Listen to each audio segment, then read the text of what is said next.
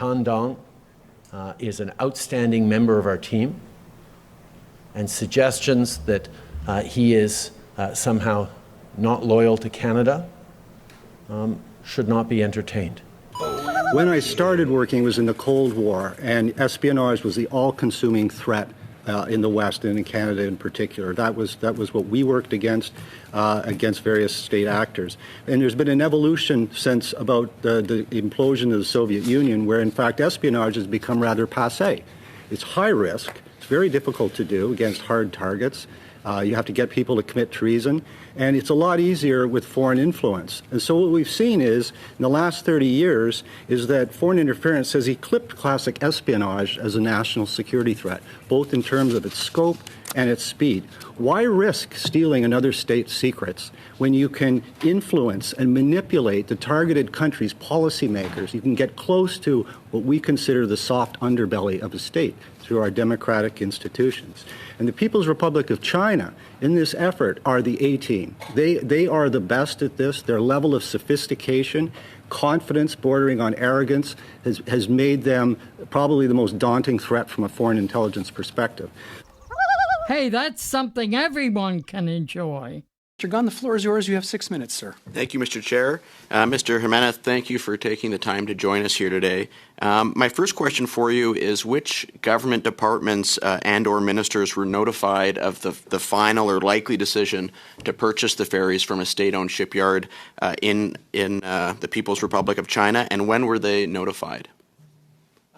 We had conversations with the Federal Department of Transportation at the officials level in mid to late April to advise them of the fact that the procurement was coming to a close. We were indicating essentially where it was going to land in terms of the yard and the country of origin. Did the government, any of these departments, express any economic or national security concerns regarding that specific contract before the public announcement on June 10th? Well, no, what I can say is actually when we made the initial contact with the department, we were seeking counsel on how to sort of open and continue a dialogue with others in the federal government, specifically around national security. So it was through that conversation that we then made other contacts within the federal government, Public Safety Canada and others, to begin a process where we would, again, have an ongoing dialogue throughout the build of the program. On June 20th, it was reported that the Minister of Transport, she wrote a letter expressing her great consternation, disappointment with BC Ferries' decision to contract the Chinese state-owned shipyard, and that she was surprised that BC Ferries did not appear to have been mandated to require an appropriate level of Canadian content in the procurement. Does that make sense that the Minister of Transport or their ministry should have been surprised by that on June 20th? Or should they have already known for months? Again, I think you'd have to ask that question of the minister and her staff. You just mentioned, you stole one of my questions I was going to ask. You said there were 6 other bids, correct? Compliant bids, that's right. Compliant bids. Were any of those other bids from NATO or other allied countries? They were. They were. Was it your understanding that, or was it expressed to you that the subsidy, the loan that you received from the Canada Infrastructure Bank was going to be the same regardless of where the ferries were purchased from? Make sure I understand your question. Like you would have received the $1 billion loan / subsidy regardless of whether you went with the state-owned shipyard in China or a shipyard in Germany or something like that? That's correct. Okay. Do you think, in addition to obviously being the CEO of BC Ferries, you're also a taxpayer. Do you think it makes sense for taxpayer money, including from those that are struggling right now working in the steel and aluminum industries from unjust American tariffs to go toward subsidizing the purchase of ships from a state-owned shipyard in an adversarial nation that creates jobs in their country instead of our own? Well, what I can tell you is my job is to make sure that we have a ferry system that works for British Columbians. We move almost 23 million people a year, $8 billion worth of goods into BC's economy. We are, in many cases, the fulfillment of supply chains, and it's our job to provide a reliable, safe, and affordable system. And so the process that we went through and the decisions that we made were with that singular focus on getting the best deal for British Columbians possible. Are you aware or able to estimate how many jobs that this contract will create in Communist China? I can tell you how many jobs and the economic impact we're going to have here in British Columbia, because this investment isn't just about ships. Do you know how many shipbuilding jobs are being created in China as a result of this I contract? mean, I think you'd have to direct that to the shipyard themselves. Not sure. Okay. What message do you think it sends to Canadian workers and manufacturers with $1 billion? I mean, I've got a lot of small businesses in my riding that would love a below-market interest rate loan to allow them to hire Canadians and create economic wealth here in Canada. You're also a taxpayer, as I mentioned. Do you think it's an appropriate use of taxpayer money to send it to a foreign country?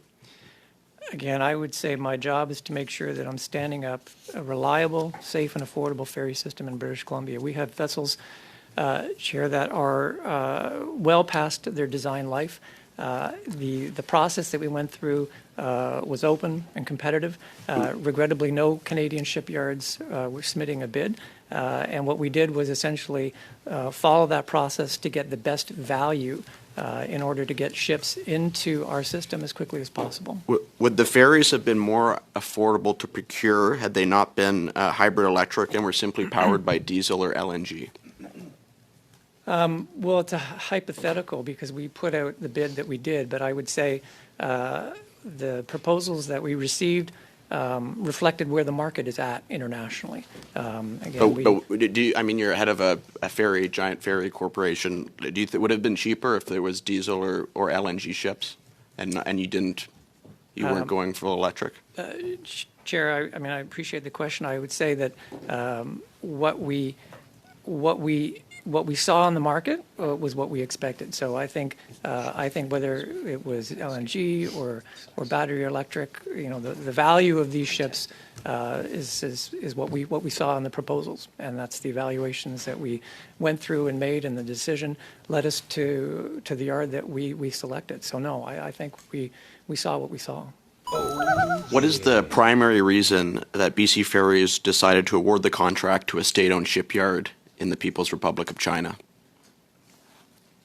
Chair, the evaluation criteria that we use to assess bids from yards around the world looks at a combination of factors, including technical capabilities, delivery timelines, safety, commitment to quality, and also cost. So we use a combination of criteria to assess what is going to be the yard that can deliver the best value for British Columbians, and I hope that answers the question. Do you think are the shipbuilding workers in the People's Republic of China better than the shipbuilding workers here in Canada? Chair, what I'd say is the yard that we selected met very high standards for. Is that higher than the ones here in Canada? They met the same standards that we would apply to any yard, Chair, from any part of the world. So to clarify, do the state-owned companies that employ these workers in China follow the same safety, labor, and environmental regulations as private companies and unions here in Canada? Chair, what I can say, based on this particular procurement, is that... It's kind of a yes or no question. Chair, again, I'll try to answer the question. What I can say is that we assessed every yard against the same sets of standards for quality, safety, environmental standards, and this yard met the high bar that we set for ourselves, whether we're working domestically or internationally. Do shipyards in the People's Republic of China pay their workers the same as the shipyards here in Canada? Chair, I think the member would have to ask the shipyards themselves. It's a pretty easy question, I think. Likely answer is no. I think so. So would you acknowledge that we are essentially bankrolling the offshoring of critical shipbuilding jobs to an adversarial regime because they're willing to pay their workers less and have them work in worse and lower safety and environmental and labor conditions? What I'd say, Chair, is that we settled on a shipyard that is bringing significant value to British Columbians and making sure that the system that we're supposed to be running delivers, safe, reliable, and affordable ferry service. And it's a key part of our renewal program. Sir, C-SPAN said that they would have liked to build these ships. That's correct? Chair, Seaspan has been very public in saying that they were not able to participate in this program because they had no based capacity. off of how you formulated that, they express interest. So that it's true that you formulated in the contract in a way where Seaspan was unable to build. And one of the things that you mentioned was the fact that you needed these ships right away, that we didn't have enough time. And you made a good point, but I was looking into it, and the oldest ships that you have in service, correct me if maybe the C-class, 30, 40 years old, where you're going to depreciate them over a large period of time, and presumably the forecast for passenger growth would have been well known. So why are you scrambling to purchase ships here at the last minute when we should have known for decades, and we could have incorporated the acquisition of these ferries into a proper shipbuilding strategy to ensure that we're building that important industrial capacity here in Canada, creating Canadian jobs in shipbuilding, in steel and aluminum production, instead of waiting at the last minute to use it as an excuse so we can go buy them on the cheap from the People's Republic of China, creating jobs in that country instead of our own? Chair, there's a number of things that I'm going to take issue with in the members' questions because they're just not correct.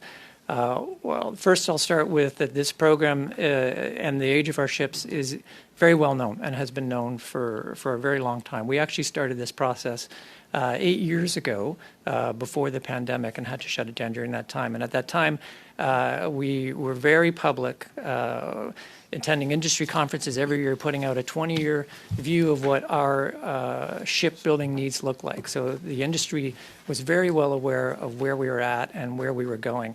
The other thing that the member mentioned was somehow that we excluded or designed a contract to make it impossible for the shipyard to bid, and that's just simply not the case.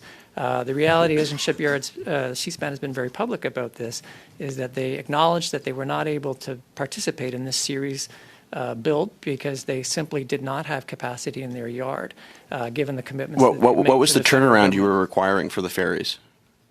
We expect the first ship to be delivered at the end of the decade, 2029. So 4 years? That's correct, Chair. So you had 40 years. Thank you very much, Mr. Jimenez, and thank you, Mr. Gunn. Oh, yeah.